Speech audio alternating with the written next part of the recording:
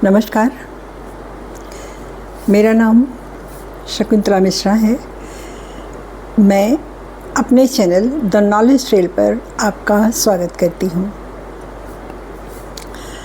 हमारे वेदों में वर्णन है कि ऋषि भारद्वाज ने यंत्र सर्वस्व नाम की एक रचना की, एक ग्रंथ लिखा जिसमें उन्होंने विमान को कैसे बनाया जाता है उसका वर्णन लिखा हुआ है, जिसमें 4 प्रकार के विमान बताए गए हैं उसमें, जिसका नाम है त्रिपुर, रुक्म, सुंदर और शकुन। जिसमें रुक्म को नुकीले शेप में दिखाया गया है, रॉकेट के शेप में सुंदर नाम के विमान को दिखाया गया है और शकुन को एक पक्षी के रूप में दिखाया गया है। शकुन एक पक्षी होता है, लेकिन त्रिपुर विमान जो है वो बहुत मजबूत होता है, ऐसा बताया गया है उसमें। वो उसको तोड़ना, उसको जलाना बहुत मुश्किल का काम, बहुत मजबूत विमान था। वो पानी में भी चलता था। और हमने ये भी पढ़ा है, रामायण में ही पढ़ा है कि रावण के पास भी विमान था, पुष्पक नाम का एक विमान था। तो हम इन ग्रंथों से ये पता चलता है कि हम विमान बनाने की विद्या हमारे पास थी। और उस समय हम ये नहीं कह सकते, भले आज की शिक्षा जैसी उस समय की शिक्षा पद्धति नहीं थी, लेकिन नॉलेज तो हमारे पास पूरा था। और इतना पहले, हज़ारों साल पहले था वो नॉलेज। जिस नॉलेज को खोजते खोजते हम आज यहाँ पहुँचे हैं, वो नॉलेज हमारे पास था। तो और सभी उसमें भक्त थे, मंत्र के, यंत्र के और जप के, सब के पास एक विधा थी, सब एक करते थे। रावण कितना बड़ा तपस्वी था और कितना उसके पास बल था, कितना उसके पास नॉलेज था। इतना नॉलेज था कि उसके शत्रु भी मानते थे कि रावण महाज्ञानी पंडित है, और उस समय उसके जैसा ज्ञानी और कोई पंडित नहीं था रावण जैसा। तो इसका मतलब ये पूरा ब्रह्मांड ही एक ऊर्जा है जिसको हम अलग अलग नाम से पुकारते हैं, देवताओं के नाम से पुकारते हैं। शक्ति सब में है, और मंत्र की शक्ति, यंत्र की शक्ति और जप की शक्ति तो अद्वितीय है। ये हम हमेशा बराबर पढ़ते आ रहे हैं, लेकिन आज हमने उसको पिछड़ेपन का नाम दे दिया है या धर्म का नाम दे दिया है, जबकि ये एक शुद्ध विज्ञान है। प्रसिद्ध न्यूरोलॉजिस्ट भी कहते हैं कि हवन से, जप से और मंत्र से हमारे मस्तिष्क की जो वेव बनती हैं उनमें फ़र्क पड़ता है।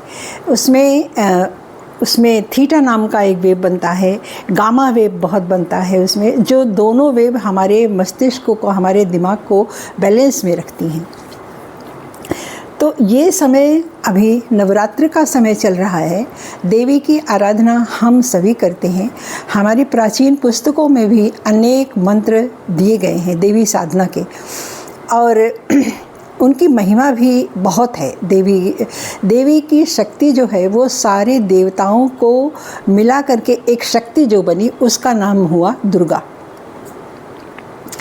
और यहाँ आज मैं एक मंत्र का वर्णन करूँगी जो महामंत्र बताया गया है, मंत्रों का मंत्र बताया गया है, मंत्र राज जिसे कहा जा सकता है। उसको पढ़ने से कोई ऐसी चीज़ नहीं है जो आप मैनिफेस्ट करें और आपको ना मिले। इस मंत्र को एक समय था कि मैं बहुत कठिन परिस्थिति से गुज़र रही थी,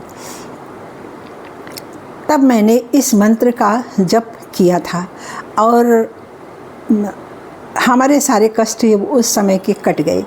शत्रु बहुत प्रभावशाली था, लेकिन कुछ नहीं कर पाया। बस मैं अपनी सत्यता बता रही हूँ। इसलिए मैंने आज सोचा कि इस मंत्र को हमें देना चाहिए। तो जैसा कि इसको दुर्गा सप्तशती में यह है मंत्र, ये सिद्ध कुंजिका के नाम से है ये मंत्र, जैसा कि नाम से ही विदित है सिद्ध कुंजिका, यानी कि इसको जब आप पढ़ेंगे तो जो भी जिस कामना से पढ़ेंगे वो सिद्ध होगा ही होगा। इस मंत्र को आप मेडिटेशन करके भी कर सकते हैं। जैसे आप एक दीप जला लीजिए। पहली बात तो इसमें एक नियम की ज़रूरत होती है। नियम का पालन करना आवश्यक है। आप स्नान करके शुद्ध वस्त्र पहनकर एक शुद्ध आसन पर बैठें। आसन लाल हो या पीला हो तो अच्छा है, क्योंकि कलर का भी एक इफ़ेक्ट पड़ता है। तो आप उस पर बैठें। आप एक दीप जला लीजिए, थोड़ा सा जल ले लीजिए और देवी की शुद्ध कुंजिका स्रोत का आप पाठ करिए। अगर याद है तो बहुत अच्छा, और नहीं याद है तो मेडिटेशन इस तरह से करिए कि उसको पढ़िए, लंबी सांस लीजिए, लंबी सांस छोड़िए और पढ़ते जाइए। देखकर उसको पढ़ते जाइए। 1 बार, 2 बार, 5 बार, 7 बार, जितना आप पढ़ सकते हैं, लेकिन रोज़ उतना ही पढ़ें। और पढ़ने से पहले आप देवी का एक बीज मंत्र ओम ऐं ह्रीं क्लीं चामुंडाय विच्चे, ये आपको देवी सप्तशती में मिल जाएगा। उसको पढ़ लीजिए। पहले पढ़ लीजिए, फिर सिद्ध कुंजिका स्रोत का पाठ कीजिए और फिर उसके बाद नवार्ण मंत्र से उसको बंद कर दीजिए। इसको कहते हैं संपुट लगाना। इससे हमारा मंत्र बहुत प्रभावशाली हो जाता है। और आप जिस कामना से भी बैठे हुए हों उसको अपने ध्यान में रखिए और सोचिए कि वो सिद्ध हो गया है। ये बहुत प्रभावशाली मेडिटेशन है और मैनिफेस्टिंग भी है। ये मैनिफेस्ट करता है। ये मैनिफेस्ट करने का सर्वश्रेष्ठ तरीका है। आपकी कामना निश्चित रूप से पूरी होगी। और मंत्र जाप जब कर चुकते हैं तो उस जल को आप पी लीजिए। और क्योंकि वो जो जल टेक्निक जो बताई गई है अंग्रेज़ी पुस्तकों में, हमने जो जल रखा है, हमारी मंत्र का प्रभाव उस जल में गया। उस जल को आप पी लीजिए, आँखों पे लगा लीजिए और आप यथाशक्ति उसको मंत्र को आप पढ़िए। नवार्ण मंत्र में ध्यान रखना होगा, समय का ध्यान रखना होगा, अपनी शुद्धता का ध्यान रखना होगा, क्रोध नहीं करना, झूठ नहीं बोलना और हिंसा नहीं करनी।